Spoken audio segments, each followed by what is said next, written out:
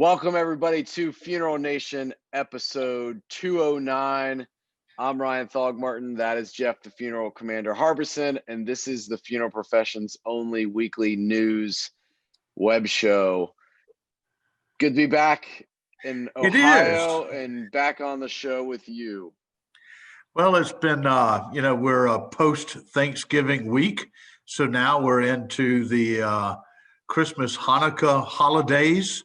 So that's behind us, and it's always an exciting time. But it seems like this year, which we'll talk about in a few minutes, it's just we're not letting up on challenges. But speaking of challenges, C&J Financial, if you're doing your own insurance assignments, you're waiting 30 days. The funeral isn't over.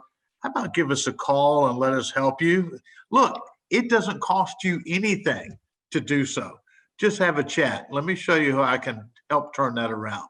Ryan, go ahead and run that promo real quick.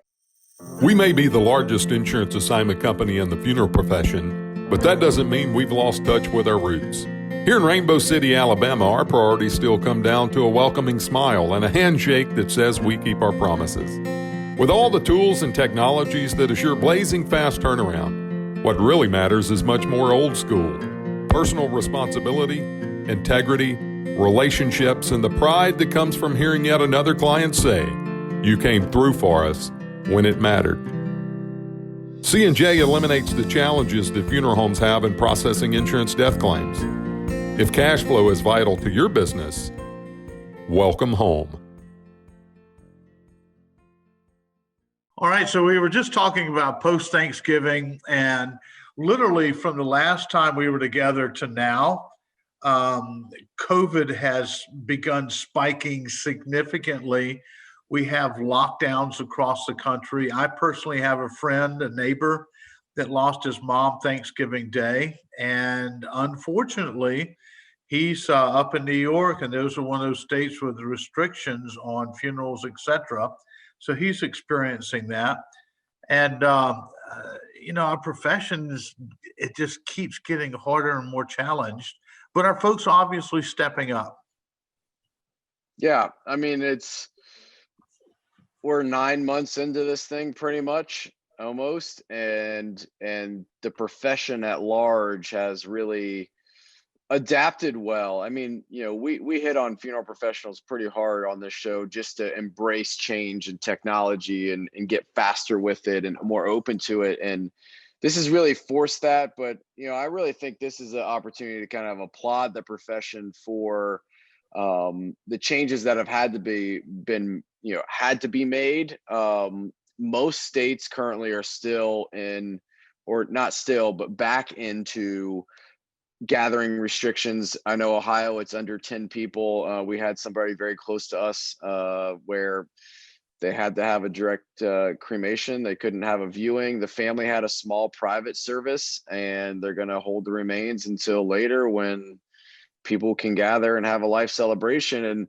And that's where we're at right now. And I think it's tough. I've probably talked to 45 funeral professionals in the last week that are saying, hey, call volume is great. We're serving a lot of families, but revenue per call is down. And Jeff, when I think about that, I think about the service that you guys offer with C&J Financial, where right now, every amount of time spent with a family is money. Every minute spent extra doing something is money. And if revenue is down, but call volume's up, then your time needs optimized. So why spend hours doing something that somebody else could do in a matter of minutes for you that allow you to see another family, allow you to spend time doing something that's going to produce more revenue versus just time spent on a phone. So, I mean, I just think there's still little things in each funeral home that we need to optimize and we need to get changed. Like, this isn't going away anytime soon. It's not like 2021 is going to hit and this virus goes to sleep and everything's back to normal. So we've got to start looking at ways to, okay, now we've made changes to embrace certain technologies. What do we need to do to get more efficient in how we operate our business? But the profession's rallying together, and we're going to talk about a way that ICCFA is petitioning to help funeral professionals get protected. Yeah, in fact, they sent out a letter. You had it posted on Connecting Directors that they're sending it. I think it's Operation Warp Speed, being led by the Department of Health and Human Services to organize the distribution of COVID-19 vaccines. And I think I'm certain, or it feels like, that the funeral profession has also been elevated, much deserved, maybe in the past somewhat ignored, that they are frontline people. This is a Mm. necessary service. And the funeral professionals that are working day to day dealing with families and COVID, they should be at the front of the line, just like the other first responders. What do you think? No, I couldn't agree with you anymore. And outside of the circles of the industry, we hear a lot about frontline responders, but we don't necessarily hear the thank yous to funeral professionals. So I think that they're in line as much as anybody else is. They're meeting directly with family members that could be exposed and not know it, a lot of things. So there's no quit in this job. There's no like turn it on and off and wait for this thing to pass. And so I believe in that article, and you can go to connectingdirectors.com and find that. But in that article, ICCFA actually has put together a templated letter that you can download, you can sign, you can edit as needed, and then you can send that off to your appropriate representatives to just petition that funeral professionals get to be a part of the conversation when it comes to these first round of vaccines, should they want them. So That's right. And I mean, it's essential. And of course, the talk is about the vaccines. Are they effective? Do we know what's in there? There's all sorts of questioning going on with that. Obviously, I shared with you, my wife's a healthcare worker, and mm, they're going to be required to take it. And so, her concern is, well, exactly what am I getting here? right. But in the end, I think we've got to do everything we can to combat this and get our nation back on track and healthy. And frankly, I'm not sure that we'll ever be the same that we were in the past. We, No. I think those days are done. So speaking of something that's out of the ordinary and you don't see much, there was a murder victim in Trinidad and Tobago who had a really cool, unusual embalming where the guy was sitting up in a chair. In fact, I watched a video that he was paraded around town Mm, in that chair, embalmed in the back of like a truck of some sorts. Uh, I'd love to know from our professionals, what do you think about that? Do you think that's something that's far outrageous? Do you think that's something that's really neat, depending on what, we always say, whatever the family wants, right? Is that something that you would do, or something you would say, hey, you know what, we're not doing that? You had a question to me off air that came about, which is a valid question. What was it again? How do you casket that body or get it into a retort when the legs and knees are bent, like they are? I think it's a valid question. I mean, I don't know if you can manipulate, bending of legs and things after a body has been embalmed and paraded around like that. But I would love to know. So if you have an opinion or you have an answer, please comment so we can have that conversation. It intrigues me, but we've seen this before, right? Like I think that we've covered, this is probably the sixth or seventh article that we've done in the last few years. And all these embalmings seem to be like they're taking place in other countries. I think there was one down in New Orleans a few years ago, but I think it's interesting because you said it, Jeff. We always say whatever the family wants, but I think that when we say whatever the family wants, we put some subjectiveness into that of exactly how far are we going to go for what the family wants. So I mean, I think it's pretty cool. Like, look, I've talked to people that said, if I could have had my loved one just like taxidermied and stuck in the corner of the house where I could see him every day, or put on the back porch, like that's not me, but I Not my think gig either. there's But some one things out thing, there. I'm fascinated.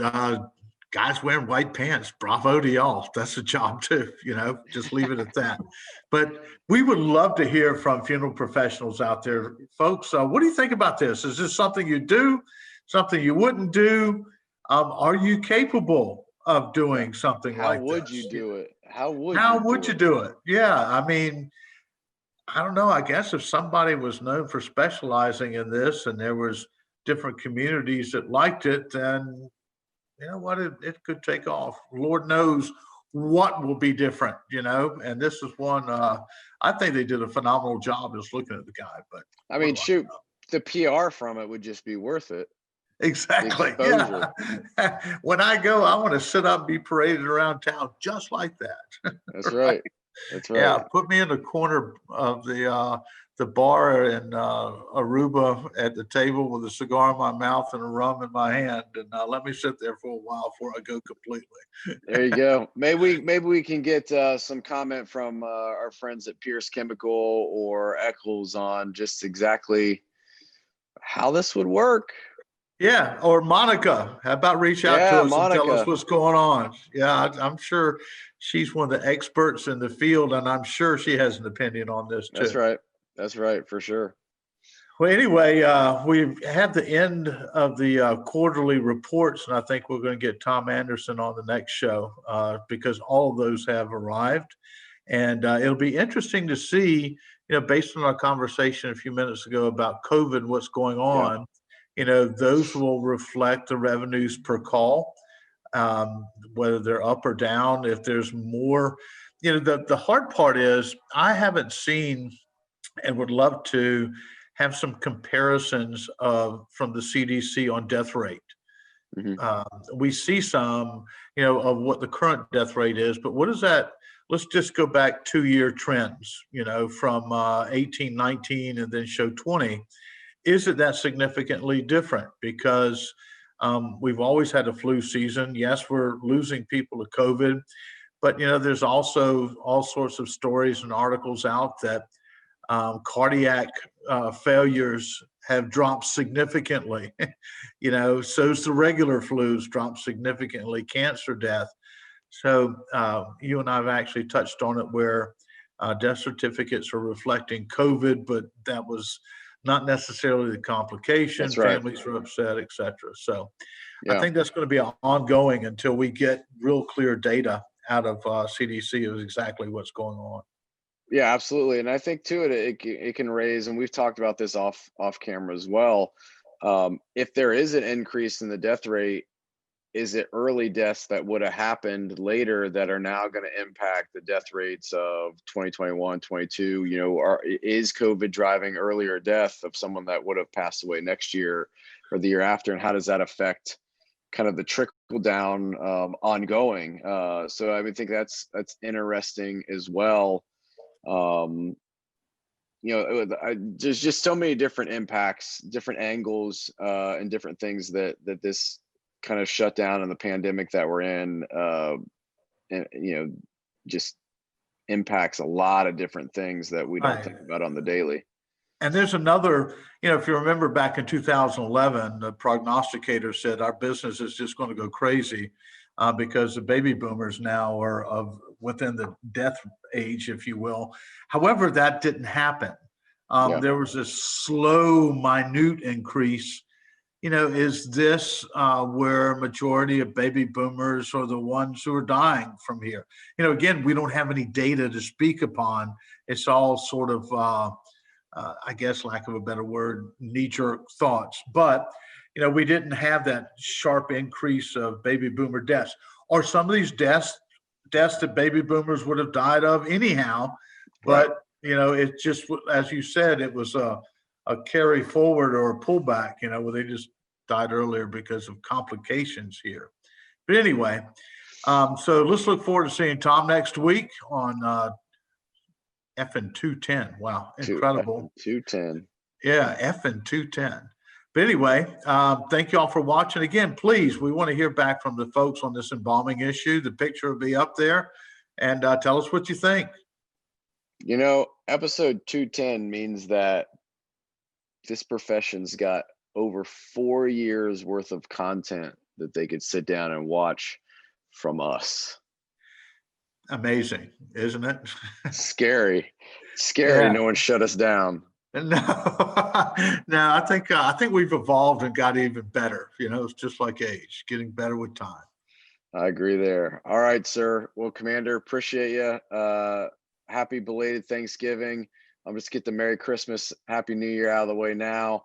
But until next time, have a great effing week. Out here. Get your ass up and slip it. Roll up and smell